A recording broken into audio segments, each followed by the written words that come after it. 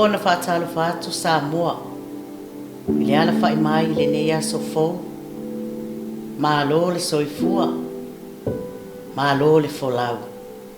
O mai asi o tātou tā puae i le atua. O le tatalo o le anganga pa ia. Tātou ifo ma tatalo. Le atua alo mātou tamā. Le alo ma le anganga sā. O le atua malosi.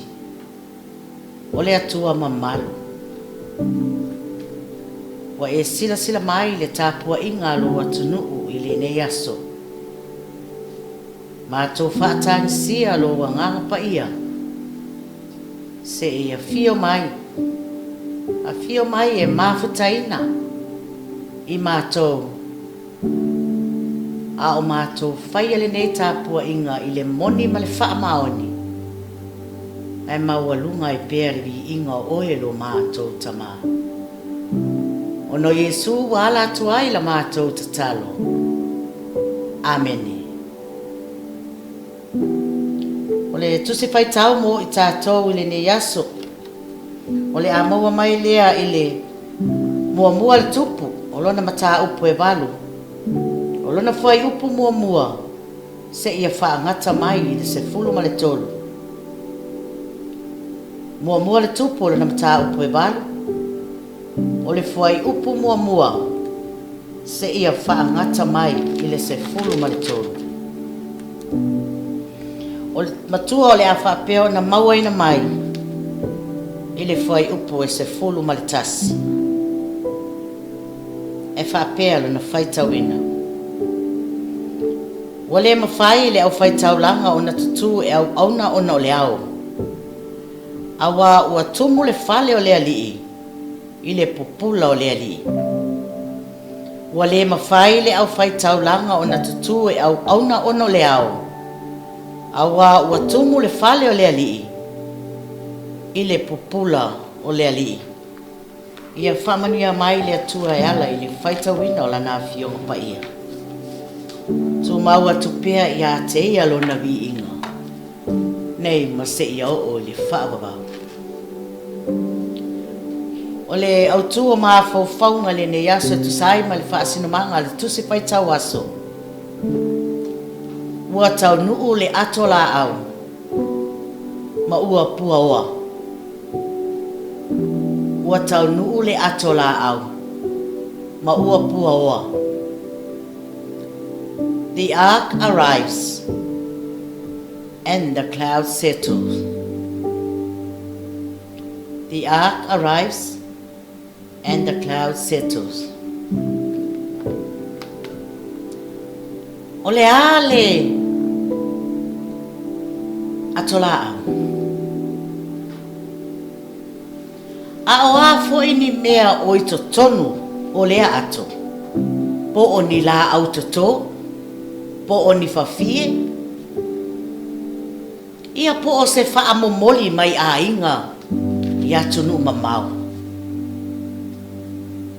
O lea e moli mau mai le tusi a e soto e lua se fulu ma le lima. Le tā pena penanga o mea uma mo le fausia ina o le atola au le whianga inga.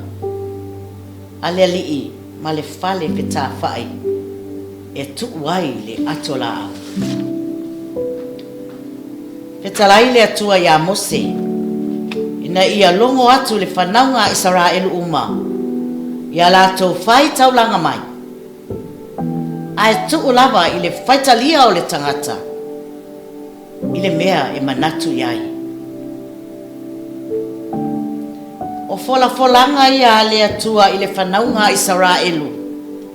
Sa whaapea o na lātou tā ofi mamawai. Ai sa taunuu umai le atua. O nisi foi o folanga sa whaapea o na whaia i le whaatoanga i e tena. Ai peitai. Ua solia i le ulua i tangata, le tula a fono, ma le folanga sa atu ina atu iai.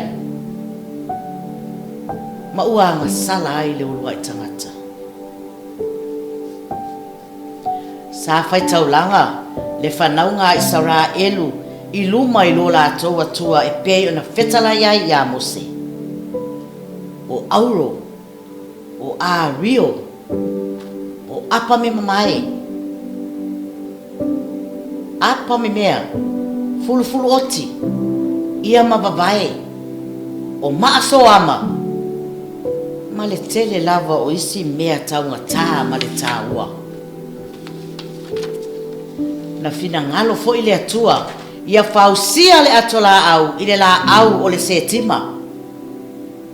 Whapea ma le fale pita lai, e tuua i totonu le atolaau o le ali.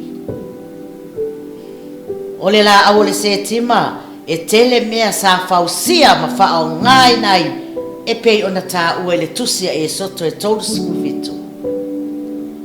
I le mata upu atoa. E matua tā ua lava i tangata i utai ale nei la au. E tupu tele, mo na fua e fetiti. E ese lanu, o le pae, o le mumu, ma le sama. Ua maea le ngā luenga o le fausiaina o le atolaau o le ali. Ma ua tūla i mai o se ngā luenga matango fia tele. Fai mai e sausau auro atoa to tonu, whapea foi ma fafo.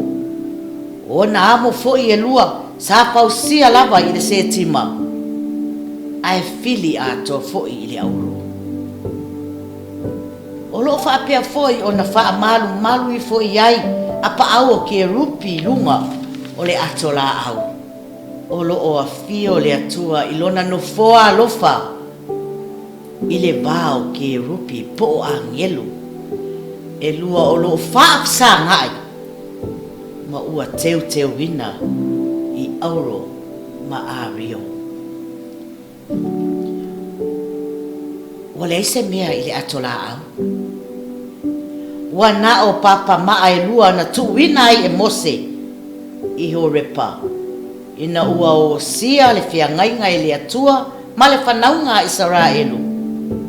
Ina ua lato o mai le nuu ai kupito. Lea la ua maua le tali o le fesili o loo ilunga. O a mea o loo i tonu o le ato. Ua wha poto ina e mose le whanaunga umaha Israelu. O na wha pa ia ina lea o Faitau langa ma salibi. Lātou te awae le atolaau o le whea ngainga le ali. O salibi na lātou wamo ina le atolaau iona amo i o lātou ua. E pei o na poloa i mai o mose. E tusa ma le awhionga le ali. Ai sa pesoa soani fo i le atua i salibi. E na ave le atolaau. Ai mai wa taunuu le atolaau, ma ua lātou tuu i le mea pa ia e tatau ai i tonu o le fale whetawhai. Ua teu ina le lei, ma ua mamalu mai. Ua lātou o sia taulanga, o povi poa, ma mamo e poa, ua whai pesenga ma alalanga, ma leo foa, ma sume palo. Ua tāfo ina apeli masisiva. E whaapea leo langa o lo tātou iai. Pe a whai e whaauru whale ina se ngā luenga o se malu. Ia po ni ngā luenga te tele. O le tū lava lea ma le anga e whaatino. Whai mai a o saa ma siva le tupo o tāwita.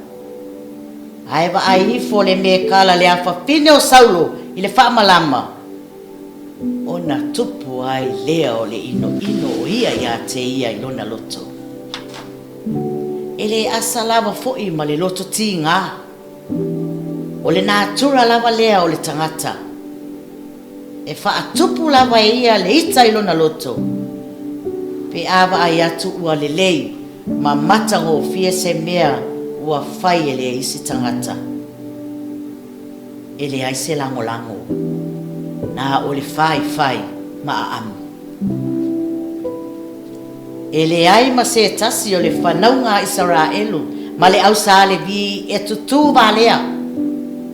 Wa ngalulu e uma, e tu lava le tangata i le mea ua uma ona Tofia i lana matata, ma ona tiute.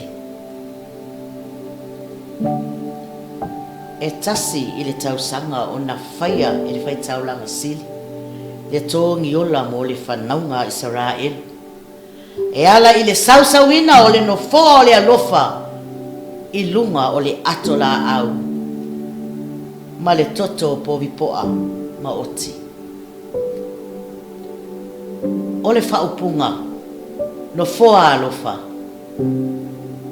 e feso o tai ma le upu e peru mo le toniola. O le tāpuni o le atolaau na taua o le nofoa. Awa sa nofoa i le ali i le vao ke rupi e lua. I le tusi le numera e fitu o lona mata o lona whai upu e vanu sifuru ma le ipa. O loo whapea mai. Ina ua ulu atu mose i le fale feta whai o le whapatapatonga e tala noa ma le ali. Na ia whaalongo ina e si ufofonga ua tu lei mai ia te ia. Ai le nofoa o le alofa. Ua ilunga o le atolaau o le tulafono. Mai le vā o ke rupi e lua. Ua feta lai mai lava ia te ia. Ua ulufafo le au Faitau langa. Ai le mea pa ia. Ua puaoa atoa lea o le fale o le ali. Fai mai ua le mawhai o na lātou tutu ma au auna ona o le au. Awa ua tumu le fale o le ali i le pupula o le ali. Ia tātou Manatua e a fio le atua i soo se mea pōngisa malama Faitau waa e a fio e lava le atua e sila le atua i lau ngā luenga ma mea faa lilo uma o ni faa i unga i le tonu o na fai e ma fai e le mana lilo le atua o na toe liu ma faa sao ma tūlai mai ai le mea moni awa o le atua e fai mea tonu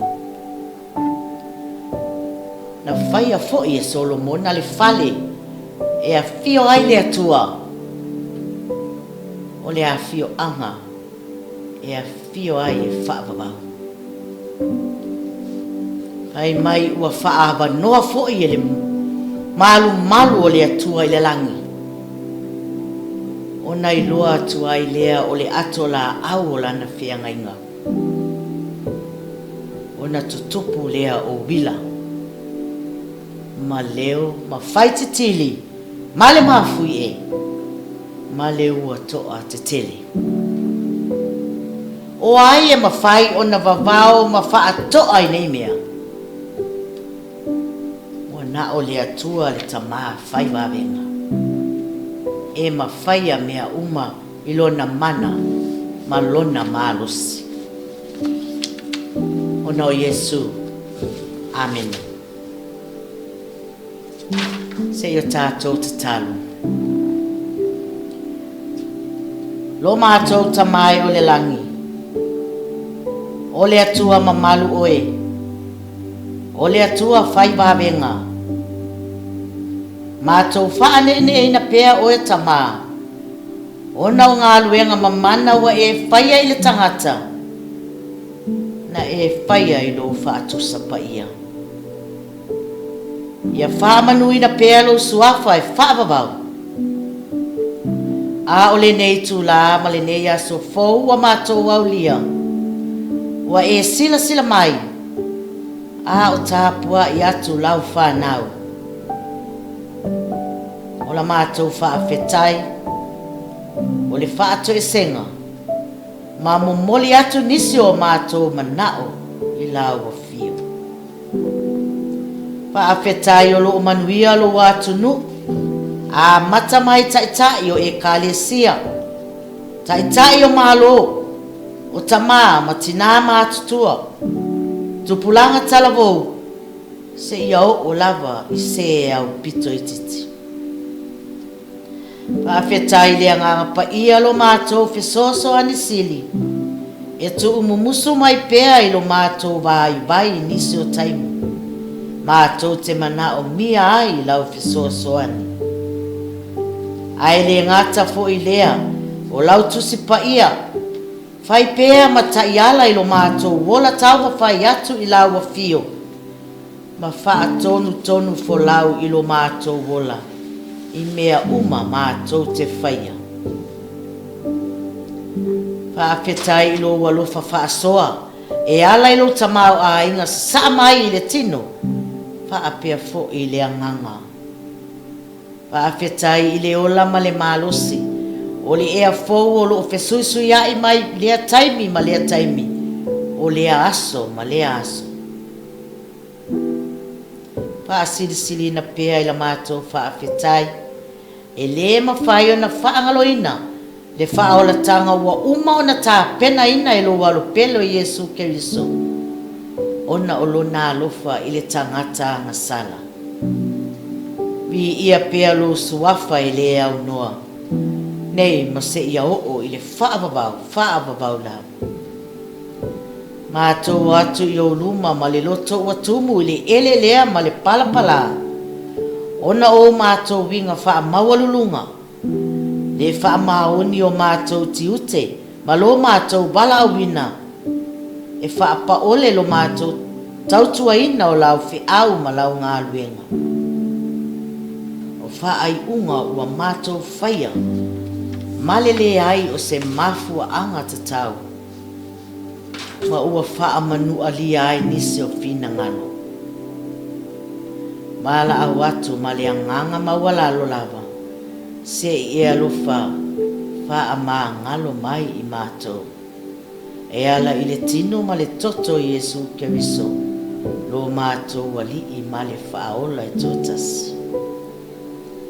A o le ilau ina atu o mātou manao, ua loa na e si la fia o mātou langona ma Manatu.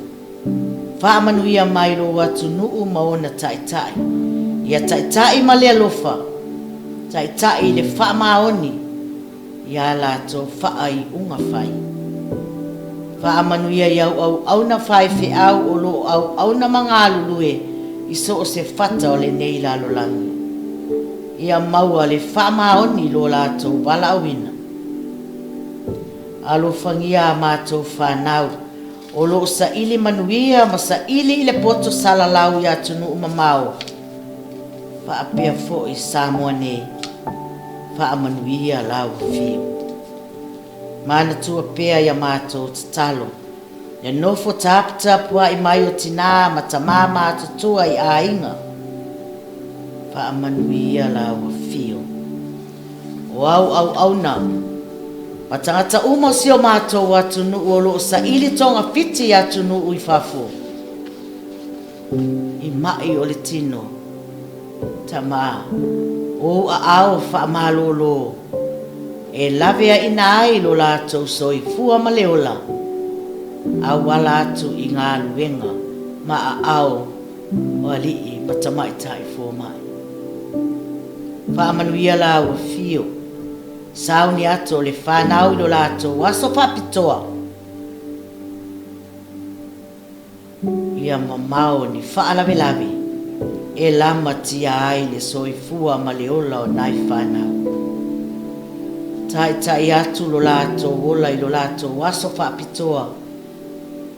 Ina ia whaapena o na lato waulia I le manuia. Mi ia oe lo mato tua. Mafuta mai o tamai fe au mga luenga o le ne yaso. Tai mua oe iala uma mātou te uhia. Mātou whaafo ia tuai pēa le vi inga. O le wha manu ma le wha anetanga.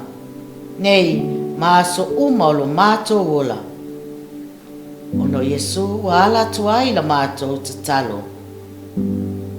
Amene. Whamanuia le atua i le ni Aso Samoa.